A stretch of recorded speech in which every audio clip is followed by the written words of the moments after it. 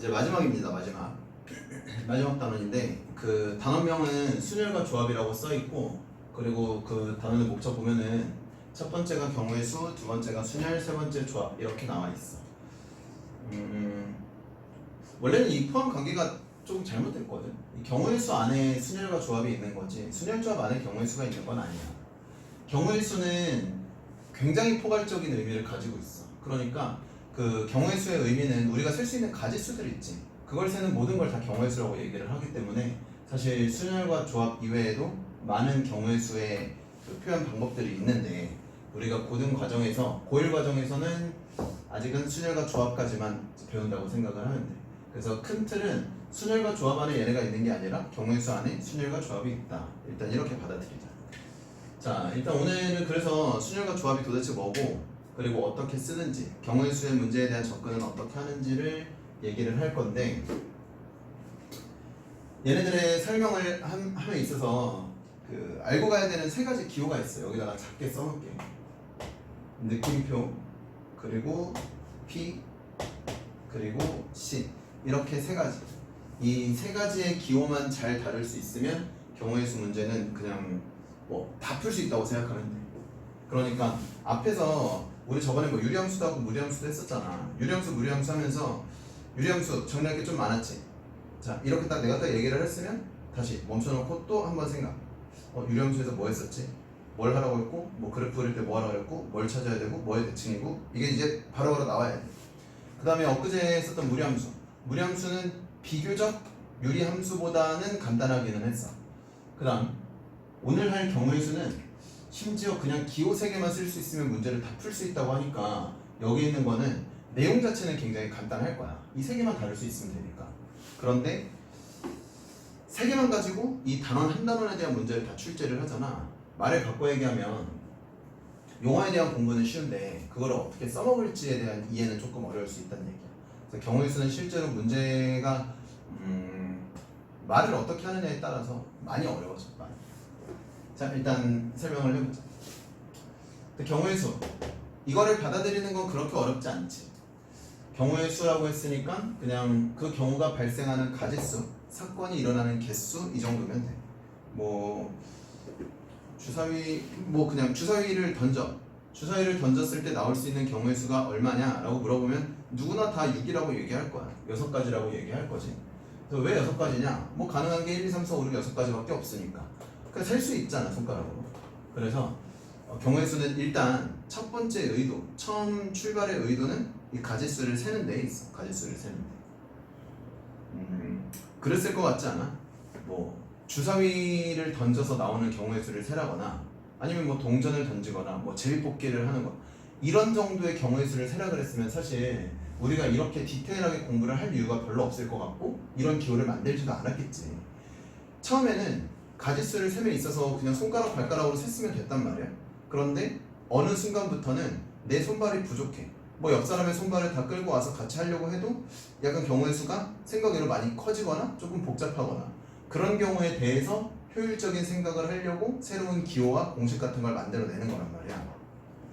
수학이라는 게 그렇잖아. 지금까지 계속 공부를 했던 게 내용이 동일한 게, 어떤 의문을 가져, 그리고 그 의문을 해결하고자 이제 아이디어를 내지. 여러 가지 아이디어를 내는데 때로는 그게 맞을 수도 있고 틀릴 수도 있어. 그리고 오랫동안 우리가 맞다고 생각해왔던 것도 새로운 증명에 의해서 뒤집히는 경우가 생긴단 말이야. 그러니까 항상 수학이라는 게 우리가 어떤 아이디어를 구상하려고 계속 노력을 하고 있는 중인데, 경우의 수라는 단어는 그 발생이 아주 자연스러운 거야. 예를 들어서 뭐 이럴 수 있지. 우리 반에서 뭐 체육대회를 해. 학교에서 체육대회를 하는데 반에서 계주를 뛸 사람 4명을 뽑아야 된대. 그럼 4명을 뽑을 때 당연히 야 뭐 계주 뛸 사람에서 뭐 거수해서 이제 손든 사람들만 뽑아도 괜찮기는 한데, 예를 들어서 이럴 수 있잖아. 그냥 달리기 순서로 하지 말고 반에서 임의대로 뭐 4명을 뽑아라, 뭐 이렇게 얘기를 할 수도 있지.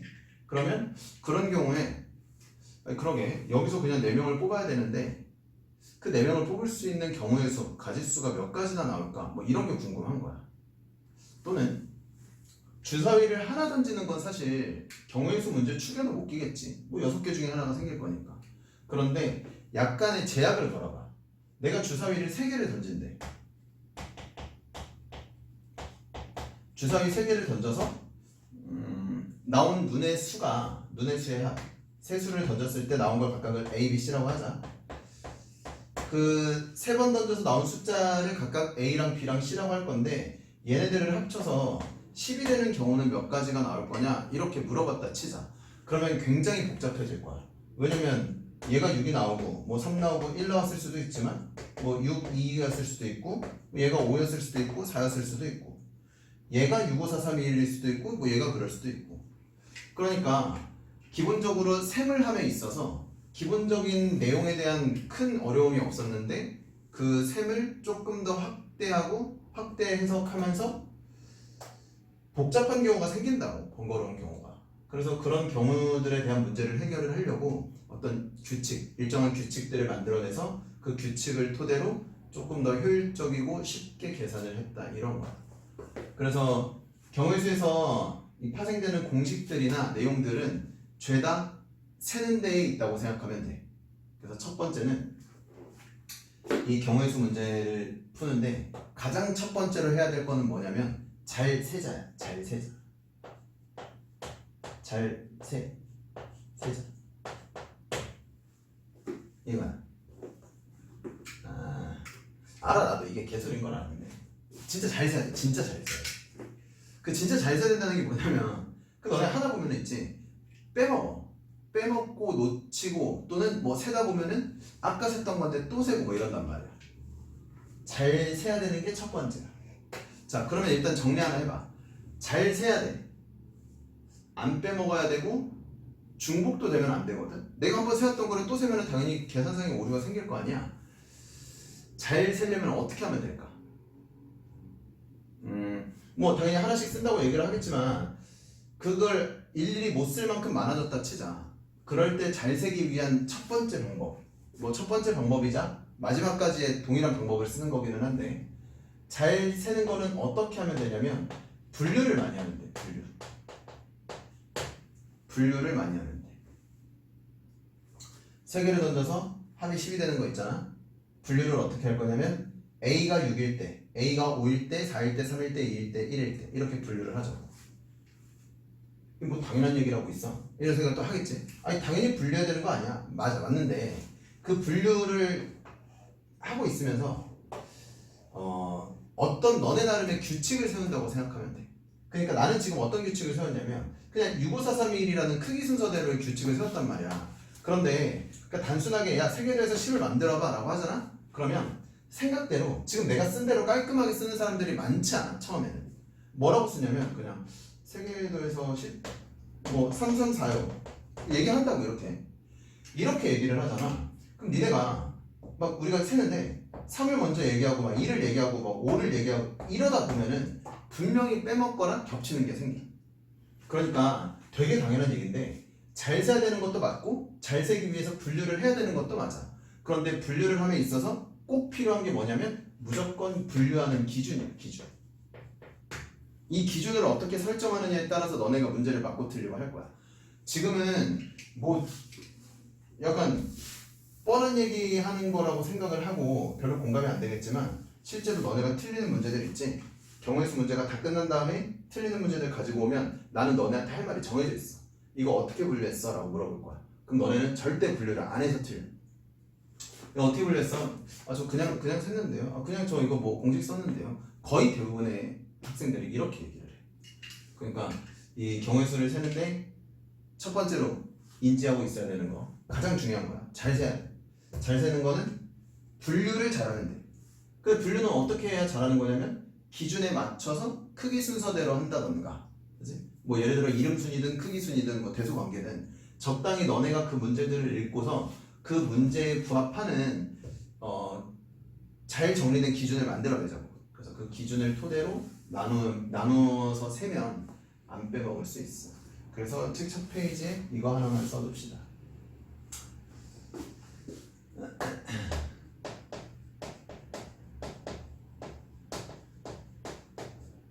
빠짐없이 중복되지 않게. 책에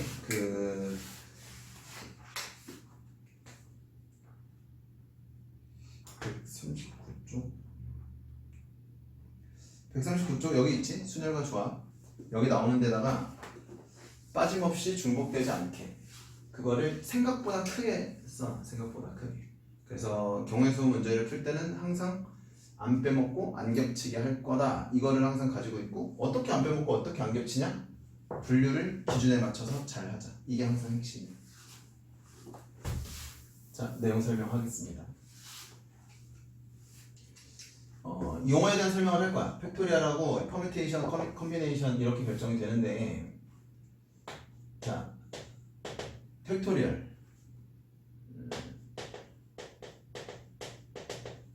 이거 팩토리얼이라고 읽고 한글로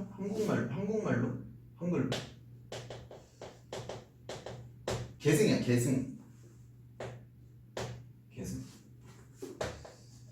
자, 그 다음에 P는 퍼뮤테이션의 약자고 얘는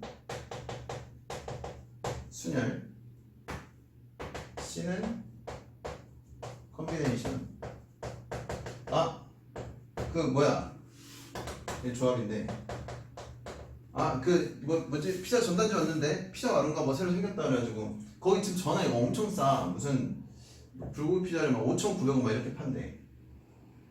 피자 마른 아무튼 뭐 생긴 거 뭐 왔던데 5,900원에 피자 5,900원짜리가 어디 있어? 오구살 피자 그건 또 막 5,900원씩 하나? 아무튼 그래도 지금 오픈한 지가 얼마 안 돼가지고 오픈 행사를 하고 있으니까 그거 시켜. 당연히 뒷광고 이건 뭐 앞광고인가? 뭐 그럴 리가 없지. 이제 구독자 50달이 아니냐 이제 50달이? 이제 오늘 보니까 뭐 44명, 45명 와 이렇던데. 이 구독자 50달이한테 광고가 올 리가 없지. 이거를 약간 생각 중이야. 유튜브를 홍보를 잘 하면은 말이 안 되지. 근데 생각해봐. 정상적으로 공부를 하는 학생이 유튜브로 공부를 한다. 명제를 배웠잖아. 명제. 뭐라고 써야 합리적이냐? 별로 논리적인 생각이 아니네. 공부하겠다는 사람을 대상으로 유튜브를 하는 거는 성공할래야 성공할 수가 없지. 안 되겠지? 야, 니네가 유튜브를 보면서 막 그런 검색해보나? 뭐 현우진 선생님 어떻게 하는지, 한성원 선생님 어떻게 하는지 검색 안 하겠지? 하면 뭐야? 죄다 웹툰 드라마 한참 막 그거 아주 난리도 아니었잖아. 그 부부의 세계 할 때 유튜브만 들어가면 부부의 세계 결말, 예측, 숨겨진 내용 그런 거 보기 바쁜데 유튜브로 공부를 한다. 아주 불편해. 그리고 또 어제 그 발표 났잖아. 또 일주일 미뤄진다고. 이 문제가 많지. 그리고 사실 내가 이제 그 숙제랑 검사를 다 하기는 할 건데 이게 얼마나 제대로 했는지 확인할 방법이 없으니까 지금 되게 불편한 상태야. 어쨌건 내가 지금 할 수 있는 거는 약간 너네 믿고 그냥 맡기는 수밖에 없으니까 이 기대를 저버리지 말라고.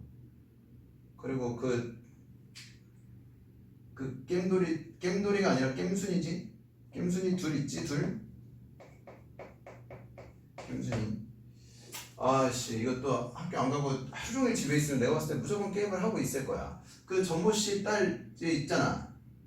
여기는 하루 종일 하고 있을 거고. 그 박모씨 딸도 있지. 그 사람은 자기가 8일, 9일, 10일 안 했네 카톡에다 D 써놓은 게 그거 아닌가? 의미 없지. 확인할 방법이 없으니까. 첫 번째 겜순이, 만약에 두 번째 겜순이가 그 게임을 하는 거를 네가 적발을 하잖아.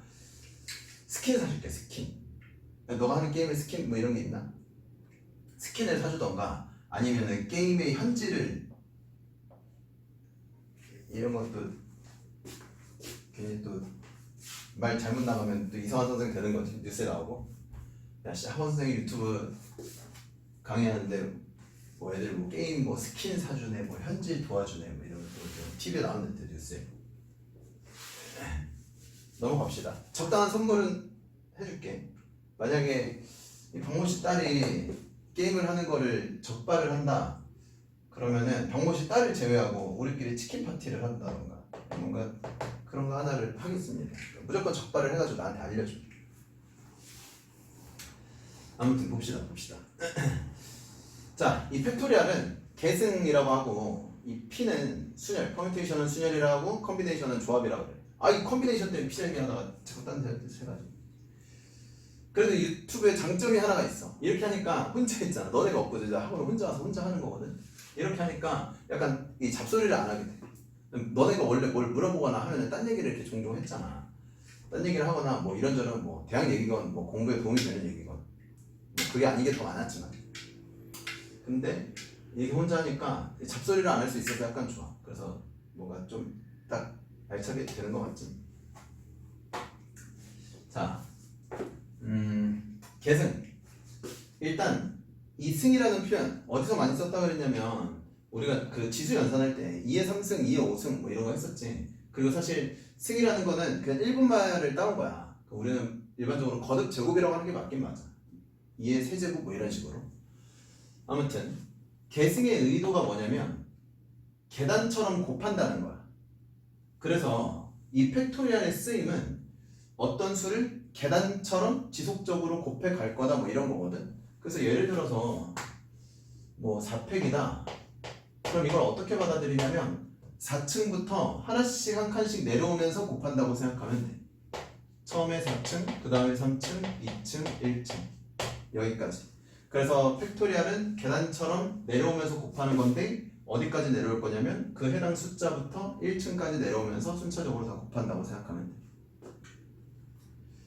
이 계승의 의도는 뭐냐면 나열이야. 나열. 뭐 이런 건 필기하지 맙시다. 어차피 니네 그냥 한 번, 두 번 하다 보면 누구나 다 알아. 이 팩토리얼 계승의 의도는 나열하고 배열하는 거야. 또는 순서를 정해주는 거야. 자리를 결정해주는 등등 이런 표현이에요. 자, 뭐 다 약간 비슷한 말인데 내가 이걸 왜 적었냐면 문제에서 이렇게 낸단 말이야. 10명을 일렬로 배열하시오, 10명을 나열하시오 이렇게 얘기를 해. 그러니까 나열이라는 용어를 쓸지 배열이라는 용어를 쓸지 모르고 이거를 조금 바꿔보면은 응용을 시키면 그럴 수 있잖아. 10명의 순서를 정하시오라고 할 수도 있어. 10명을 나열하잖아? 그러면 당연히 그 10명의 순서가 앞에서부터 1, 2, 3, 4, 5, 6, 7, 8, 9, 10이 정해지는 거고 내 자리가 결정이 되는 거야. 그러니까 경우의 수가 어려우면 어떻게 어렵냐면 우리가 통상적으로 알고 있는 용어로는 잘 안 줘. 약간 비유, 다른 방식으로 비유를 해서 주는데 그 표현이 과연 배열인 걸 알아채고 이 팩토리얼을 쓸 수 있을 거냐, 여기가 이제 항상 고민하게 되는 관점인 거야. 그래서 팩토리얼은 나열 또는 배열인데 전제 조건은 일렬에 대한 나열 배열 순서야. 일렬 배열, 일렬로 순서 정하고 일렬로 자리 결정하는 뭐 이런 표현에 팩토리얼을 쓴다고 생각하면 돼.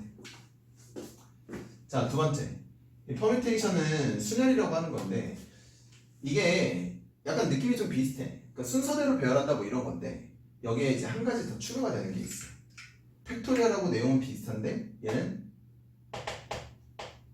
순서대로 배열이긴 해. 그런데 전제 조건은 뽑아서 배열이야.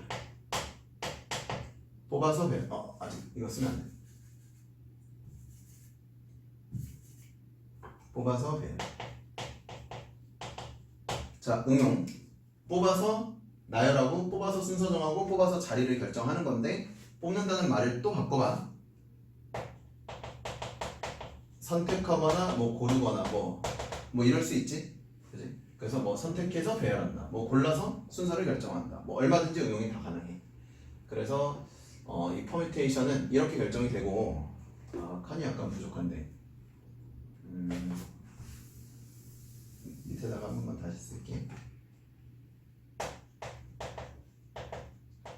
뽑고 배열 이 정도만 쓰자. 자, 팩토리얼의 쓰임에서는 이 느낌표 앞에 숫자 하나 써서 그 숫자부터 1까지 곱한다고 얘기를 했고, 이 p에 대한 쓰임은 어떻게 쓰냐면 p를 기준으로 왼쪽 아래, 오른쪽 아래에 숫자들을 이렇게 써주면 돼. 뭐 문자 봐도 상관없어. 그래서 5p3이라고 쓰면 이건 어떻게 해석을 하냐면 5 곱하기 4 곱하기 3 이렇게 받아들이면 돼. 쉽게 생각해서 5부터 3개를 썼다 이렇게 생각하자고. 자, 그 다음에 컴비네이션 조합인데 이게 뭐냐면 얘는 뽑는 거야. 뽑는 거. 뽑기만 하는 거, 고르기만 하는 거, 선택하기만 하는 거. 얘에 대한 쓰임은 이 P랑 비슷해. C를 써주고 C의 왼쪽 아래, 오른쪽 아래에 적당한 숫자를 쓸 거야. 그리고 이렇게 5C3이라고 쓰면은 얘는 용법이 어떻게 되냐면 5P3인 것처럼 5부터 3개 그리고 숫자 3부터 1까지 그러니까 3팩토리얼인 것처럼 쓰는 거야. 이렇게 쓴다. 자, 잠깐 정리. 팩토리얼 계승이고 얘는 일렬로 배열, 일렬로 나열 이런 거야. 그러니까 4팩을 해석하면 어떻게 되냐면 4명을 일렬로 배열했다 이거야. 우리 반에 인원이 4명이야. 그러면 내가 4명을 가지고 야, 내 앞으로 와서 일렬로 서봐 라고 하면 너네가 이제 쓸 거 아니야. 그렇게 설 수 있는 가지수를 셀 때 쓰는 게 팩토리얼이야. 두 번째, 순열은 뽑아서 배열한다 그랬잖아. 그러니까 5P3은 어떻게 해석이 되는 거냐면 5명의 학생 중에 3명만 뽑아서 순서를 정한 거야. 우리 반에 인원이 5명이 있어. 뭐 나까지 5명이 있는데 뭐 예를 들어서 야, 핫도그사가 갔다 올 사람 3명 나와서 일렬로 서 라고 할 수 있잖아. 그럴 때 이렇게 쓰는 거야. 자, 그럼 콤비네이션은 뭐냐면 이거는 배열한다는 말이 빠졌잖아. 뽑기만 하는 거거든. 그럼 5C3은 그냥 이거야. 야, 핫도그 사러 갈 사람 3명 나와 이거야. 그냥 얘는 3명 나와서 일렬로 서 이거고 여기는 그냥 3명 나와 이게 끝이야. 그래서 5명 중에 무작위로 3명을 선택할 때 쓰는 게 이 C.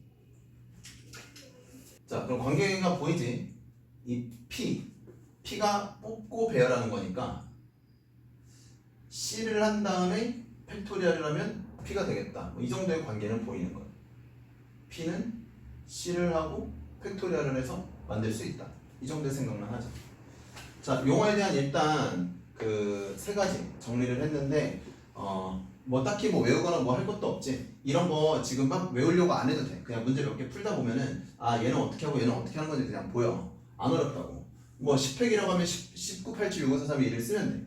만약에 6P이라고 했다 치자. 6P이라고 했으면 그냥 6부터 2개 쓰면 끝이야. 이게 6명 중에 2명 뽑아서 배열한 경우의 수다. 이렇게 받아들이면 돼. 7C4다. 7C 뭐 예를 들어서 30C4라고 해봐. 우리 반 인원이 30명인데 그냥 계주 4명을 뽑은 거야. 30C4 쓰는 방법은 30부터 4개 쓰고 그 다음에 4팩토리얼을 쓰고 얘부터 4개 얘부터 4개 뭐 이렇게 써서 계산하면 된대. 물론 이렇게 계산할 일은 없겠지. 숫자가 아주 불편하지. 자, 그래서 일단 내가 순서를 약간 뒤집어서 설명하긴 했는데 이 경우의 수를 통틀어서 이 세 가지 외에 쓸 거는 아무것도 없어. 이 세 가지 외에 굳이 쓴다면 처음에 얘기했었던 분류 빠짐없이 중복되지 않게 잘 분류한 다음에 팩토리얼하고 P하고 C를 쓸 거야. 그리고 방금 얘기했던 대로 이 P가 C랑 팩토리얼의 구성으로 연관이 있어 보이니까 사실은 이 P를 안 쓰고 C랑 팩토리얼 2개만 가지고 여기 있는 단원 전체를 다 풀 수도 있어. 나는 개인적으로 이제 뭐 P를 설명할 때 P를 설명하긴 하지만 실제로 내가 문제를 풀 때는 P를 안 씁니다. 아예. C랑 팩토리얼만 쓰거든. 그러니까 이거는 이제 너네가 이해를 하고 너네 나름대로의 너네 나름대로 주관이라고 하면 되나? 본인이 편한 거 쓰면 돼. 본인이 뭐 물어보는 건 뭘로 물어봐도 상관없으니까 본인이 편한 걸로 접근을 하도록 합시다. 자, 그러면 이제 처음으로 돌아와서 얘기를 할게.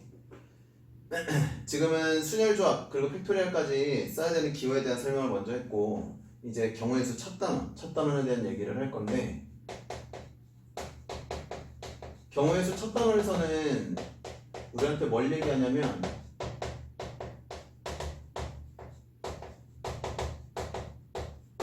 이 합의 법칙이랑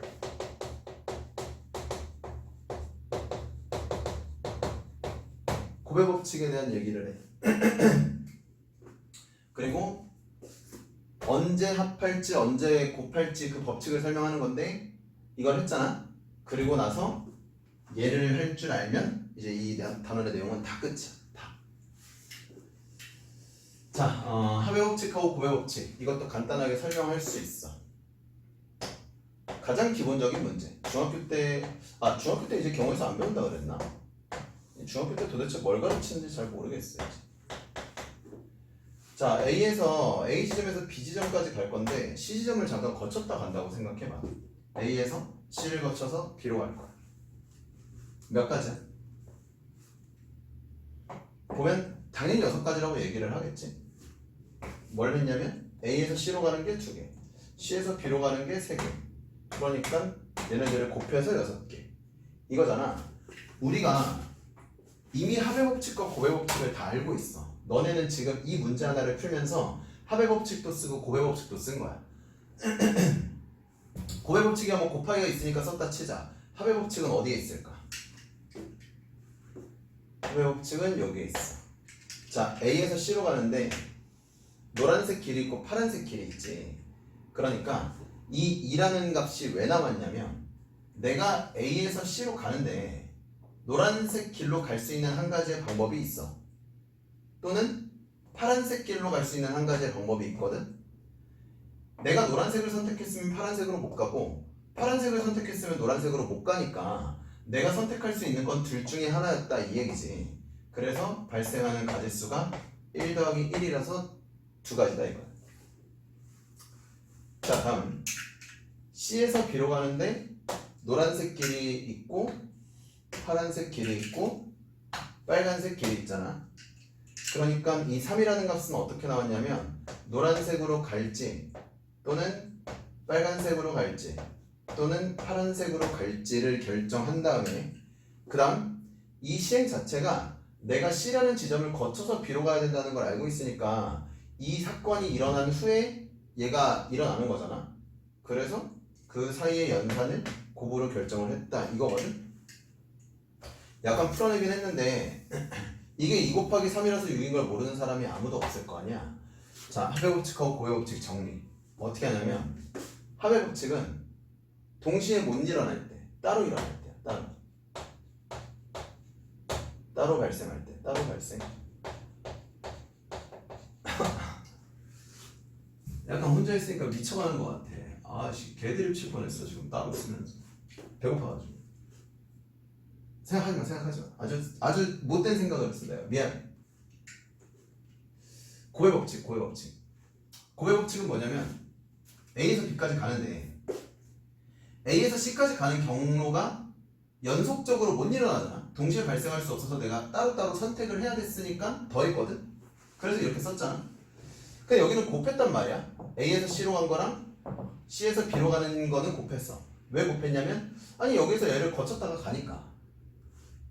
곱의 법칙은 언제 하냐면 사건이 연속적으로 발생할 때야. 연속적으로 발생할 때.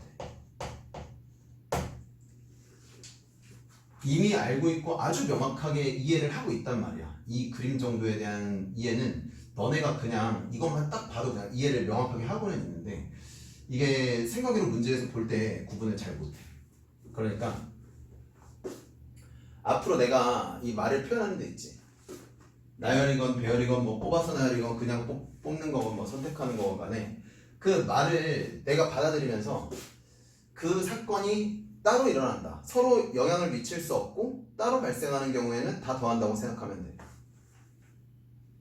그런데 만약에 이전에 발생했던 어떤 시행이 그 다음 시행에 영향을 미친다고 하면 그때는 그 연산에 대한 연산자를 곱으로 결정을 하자 이렇게 생각하면 돼. 이 책에는 뭐라고 나와 있냐면 이거 내가 별로 좋아하지 않는 표현인데 합의 법칙, 그러니까 곱의 법칙은 동시에 동시에 일어날 때, 여기는 동시에 일어나지 않을 때. 이건데 내가 이거 얘기할 때마다 다 그 강조를 하거든.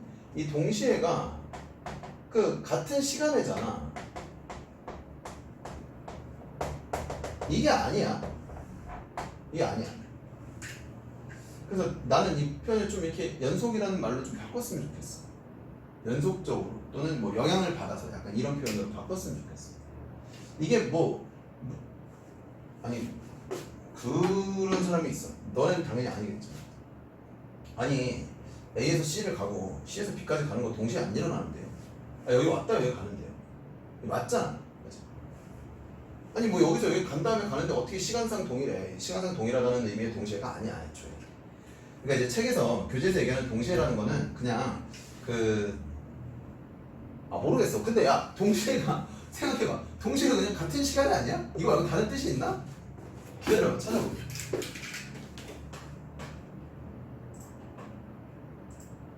약간 내가 한글을 잘 모르는 거일 수도 있잖아. 동시에. 영어 at the same time. 이 끝이야. 그리고 어학사전에 같은 시기.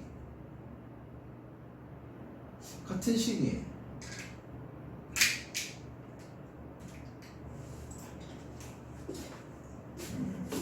아무튼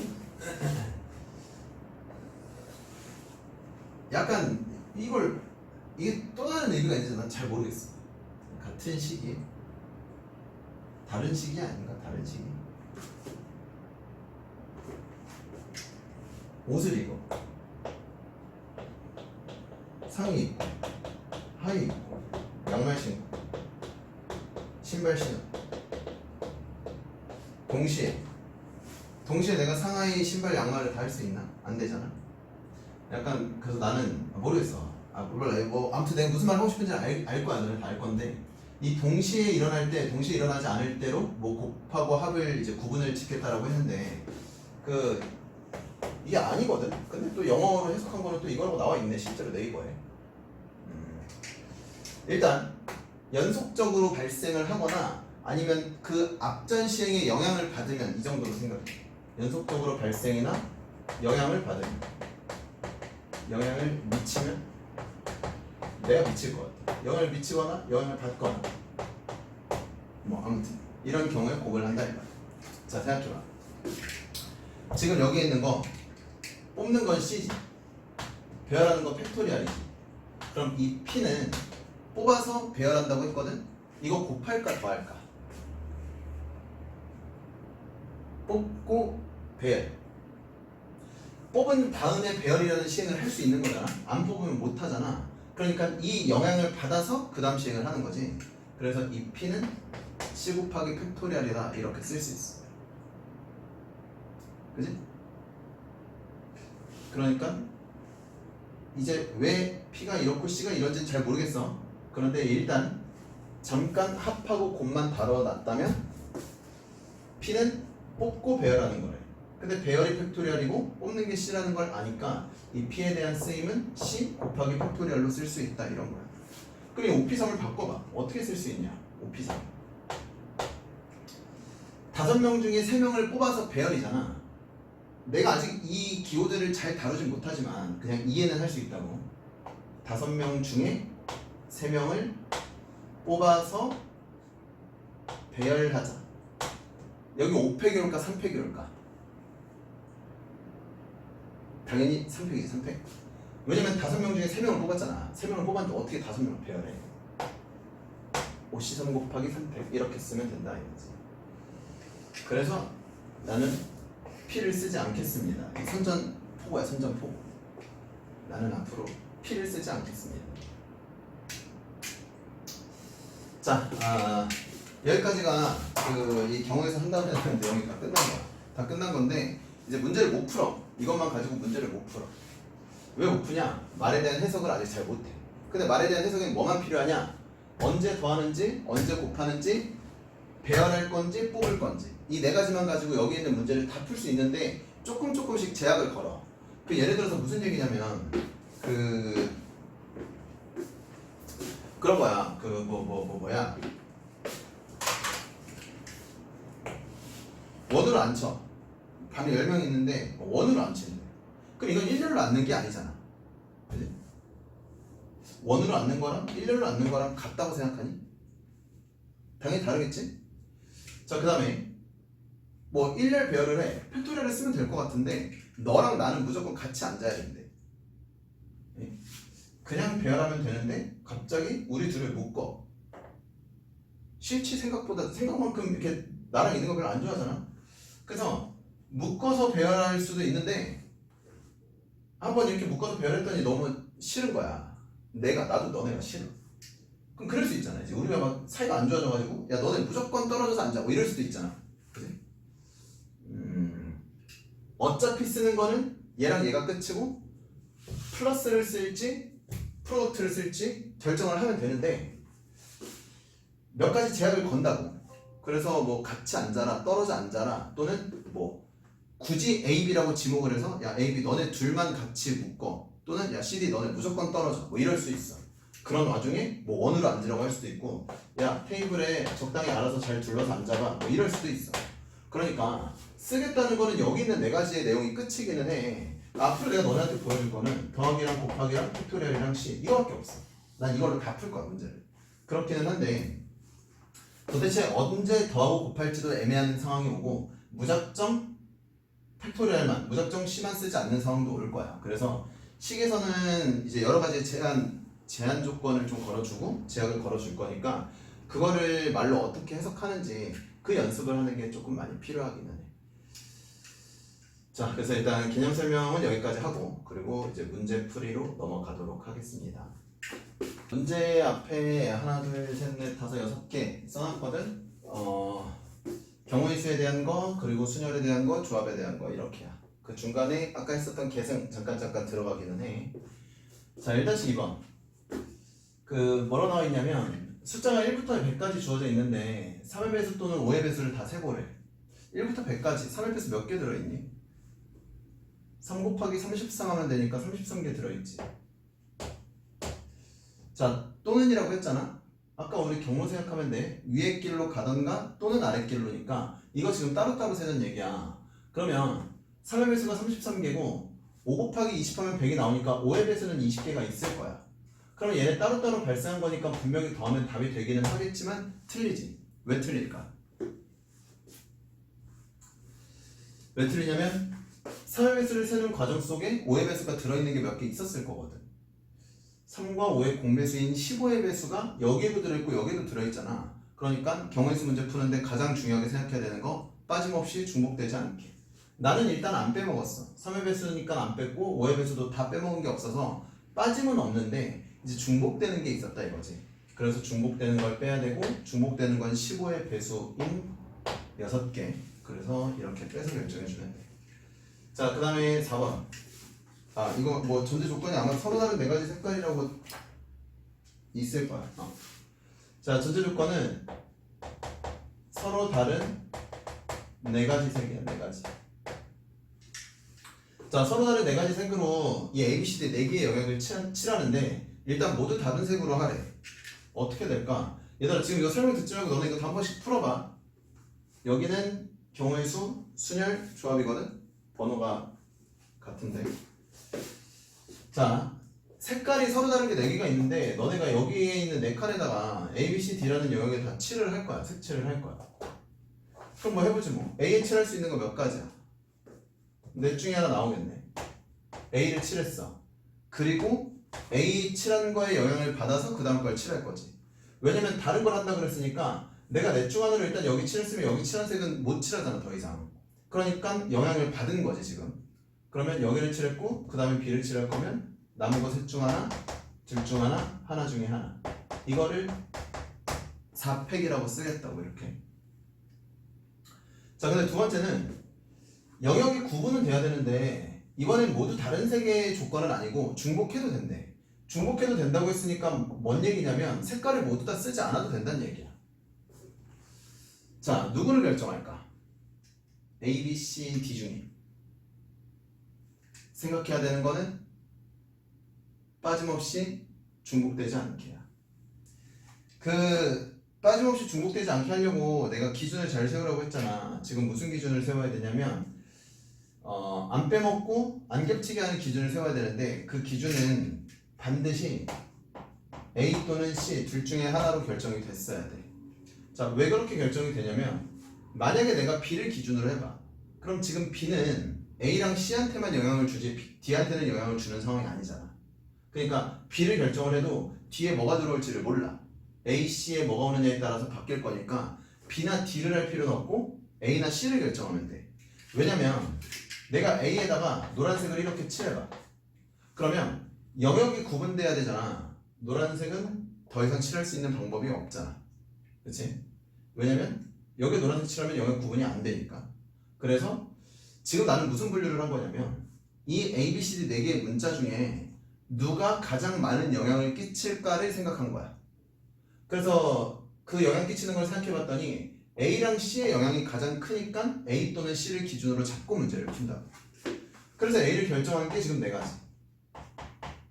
자, 그리고 여기에 영향을 받아서 그 다음 또 결정할 거니까 곱을 쓴다고 연산자를. 자, 그 다음은 누가 영향을 많이 줄까?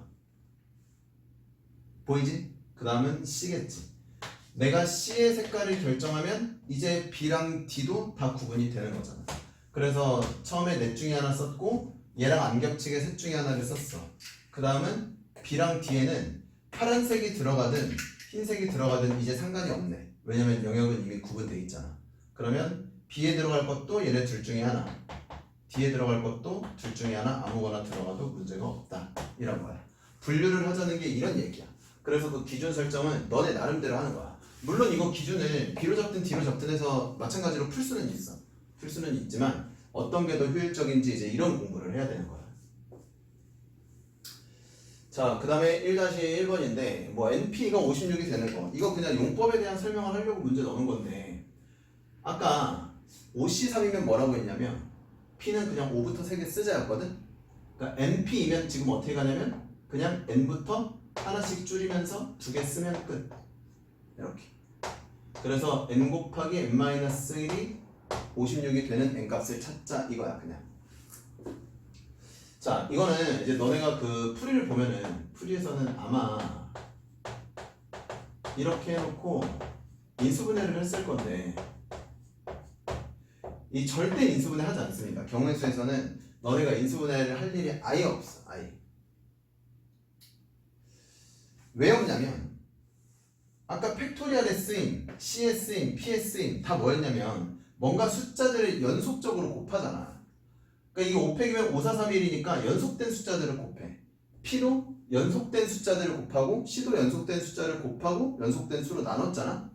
그러니까 우리가 풀어내는 경우의 수 문제에서는 절대로 전개에서 인수분해를 하지 않고 어떤 연속된 두 숫자의 곱으로 얘를 만들 수 있었는지를 생각하는 게 빨라. 뭐 2개 곱해서 56이 되는 거 9구단은 할 줄 안다고. 9구단은 8, 7에 56이잖아. 얘는 그냥 8. 이렇게 찾아. 절대 인수분해 안 해. 얘를 하나 더. MP3 120 MP3이 120이라 하자. 그럼 이거를 문제를 풀려면 풀이의 병에도 이렇게 나와있다고. N, N-1, N-2 N부터 3개 하나씩 줄여가면서 쓴 거야. 그리고 이렇게 3개를 곱해서 120이 된 걸 찾아야 되니까 전개해서 넘겨서 인수분해인데 최악이야 최악. 그냥 머릿속으로 생각해봐. 숫자 3개 곱해서 120이 되는 거 바로 딱 안 떠올라도 돼. 천천히 가지 뭐. 예를 들어서 4, 3이라고 해봐. 4, 3, 2를 곱했으면 24니까 안 되지. 숫자 올려. 더 키우면 되잖아. 5, 4, 3을 했거든. 5, 4, 20 곱하기 3 하면 60. 아직 부족하네. 하나 더 올려. 6, 5, 4 6, 5, 30 30 곱하기 4 하면 120. 그러니까 N은 6이다. 이렇게 찾아야 돼. 됐지? NC3이 35 해보자고. C는 어떻게 쓴다 그랬냐면 P인 것처럼 N부터 3개 그리고 밑에를 얘의 팩토리얼로 나눠준다고. 3개 썼으니까 3팩으로 나눠주는 거야. 이거.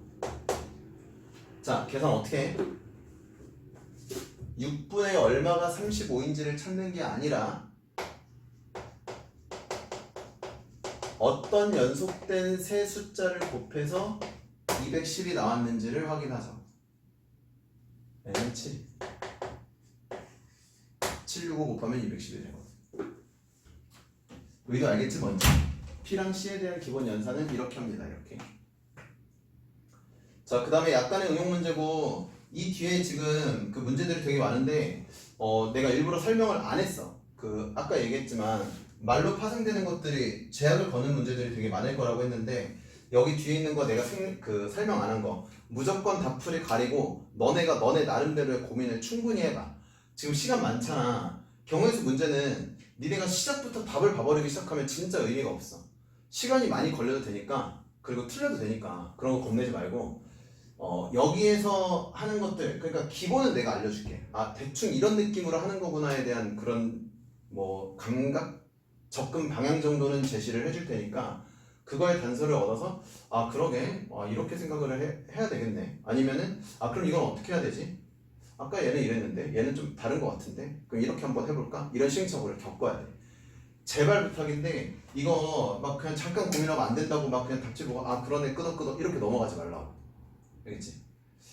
이거는 내가 이제 그 다음에 문제풀이 올릴 때 여기는 이제 뒤 안 한 거랑 좀 어려운 문제들은 디테일하게 설명을 할 테니까 그때까지 고민을 좀 많이 해보도록 해봐. 자 어쨌건 그 순열 단원은 2번이야. 5명을 일렬로 배열하시오. 뽑는다는 말이 없으니까 P도 아니고 C도 아니지. 배열하는 거, 나열하는 거, 순서 정하는 거 다 팩토리얼로 한다 그랬지.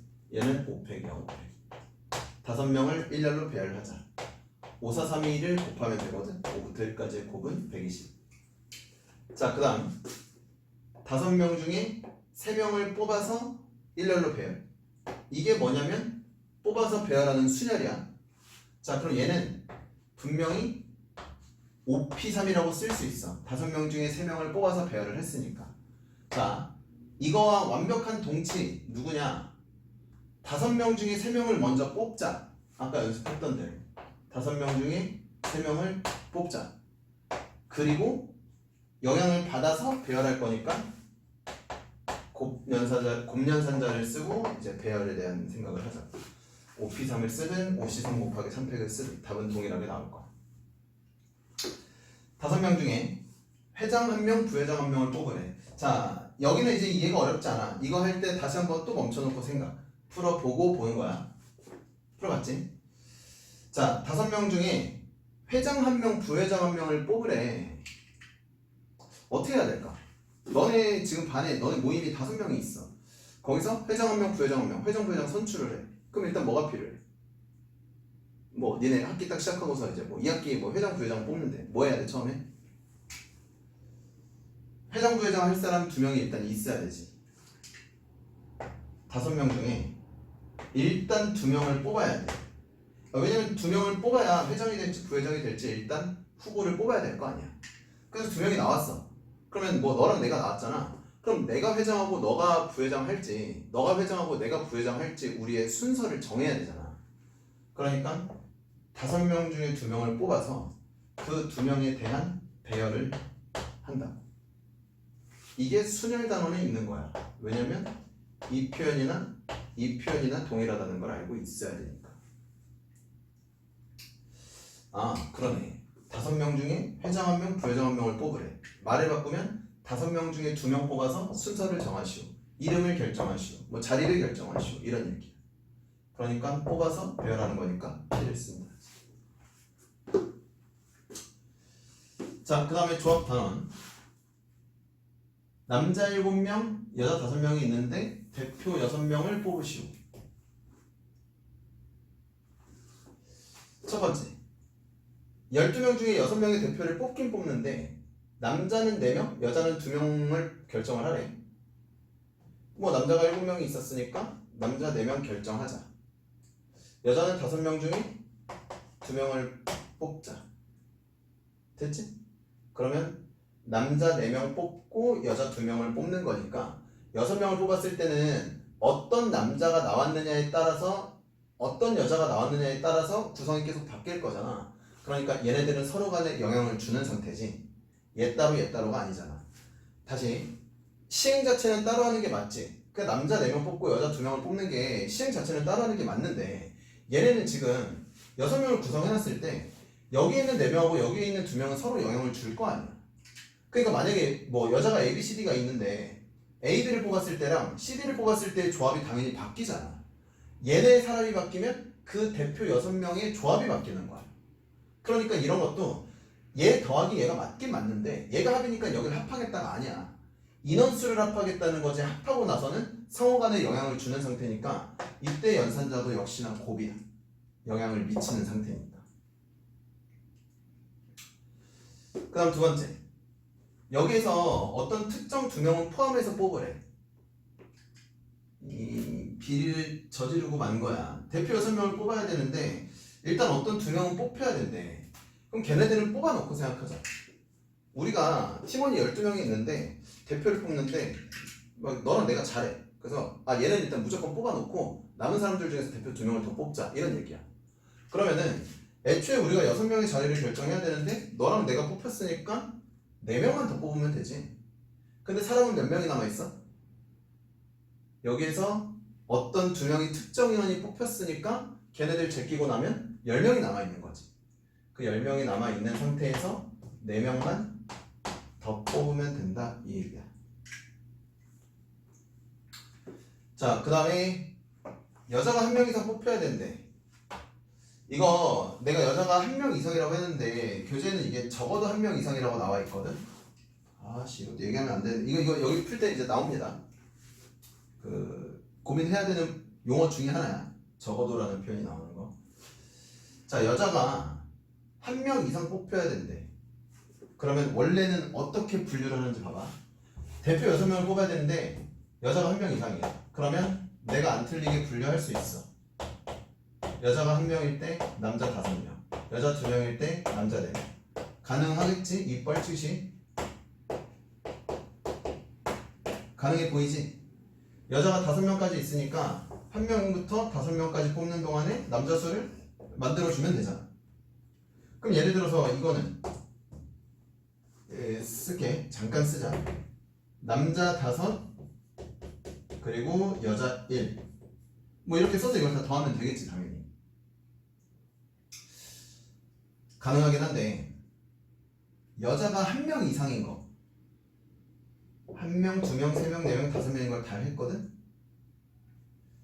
단서 하나를 주고 마무리할게. 이 5가지를 직접 구해도 되지만 여자가 5명이 있었으니까 1명부터 5명을 구하는 것보다는 여자가 0명 뽑히는 거를 전체에서 제외하는 게 조금 더 편할 거야. 다시 우리 팀원이 이렇게 있는데 야 이번에 그 뭐 프로젝트 하는데 무조건 여자 1명은 들어가야 돼 라고 얘기를 했어. 그러면 이 5명 중에 뭐 최소한 여자 1명이 들어와야 된다고 했으니까 1명만 뽑아도 되는데 뭐 2명, 3명, 4명, 5명 다 가능하잖아. 이게 약간 번거롭다고. 그래서 뭘 하는 거냐면 야 그러면은 우리 전체에서 여기서 그냥 무작위로 6명 팀 짠 다음에 남자들로 구성된 것만 빼자 이 얘기야. 남자들로만 구성된 걸 빼버리면 여자는 1명 이상 있을 거 아니야. 그치? 이거에 대한 일반화되는 단어가 이제 뭐 교재에 설명은 돼 있을 건데 오늘은 여기까지 할 거고 이 올린 문제들 보면서 내가 풀지 않은 거야. 난 지금 기본만 설명한 거야. 왜냐면 아까도 얘기했다시피 오늘 너네가 기억해야 되는 거는 이거밖에 없어. 더하기랑 곱하는 거랑 배열하는 거랑 뽑는 거 이것만 가지고 다 풀 건데 이제 교재에서 제약을 어떻게 걸어주느냐에 따라서 바뀔 거니까 반드시 이 정도의 내용만 숙지를 하고 나머지는 죄다 고민하는 거야.